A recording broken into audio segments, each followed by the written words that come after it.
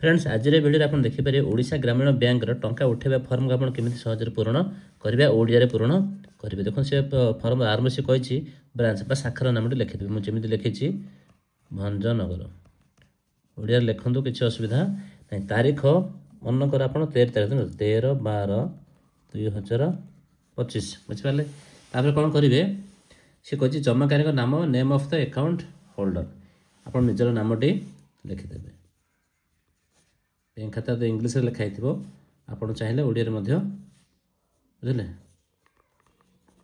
लिखिदेवे तापर कही खाता नंबर अकाउंट नंबर आप बैंक खाता देखी देखी लिखिदेवे जहाँ भी आप अकाउंट नंबर थी देखी देखी देखी देखी आप लिखिदेवे तापर से कही please pay your self hour service केते टंका आप उठेबे मनकर आप 10,000 उठेबे चाहते लिखि दिंतु अक्षर सॉरी अंकर लिखि दिंतु 10,000 एमती गार लगे गोटे गोटे गार पकईदेवे ता तल को 10,000 टंका लिखिए ओडिया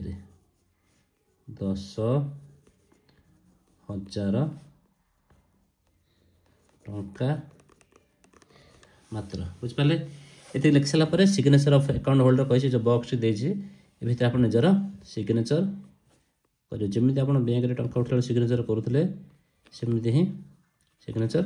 करेंगे ता सहित ये फॉर्म पछपटे गोटे सिग्नेचर करदे दुईटा सिग्नेचर आपन दरकार पड़े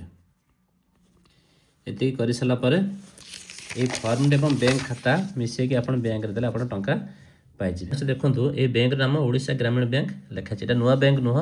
आपण जो उत्कल ग्रामीण बैंक थिला से बैंक नामटे बदल की ओडिशा ग्रामीण बैंक हो तो आप उत्कल ग्रामीण बैंक टंका उठाइबा फॉर्म जहाँ आप ओडिशा ग्रामीण बैंक टंका उठाइबा फॉर्म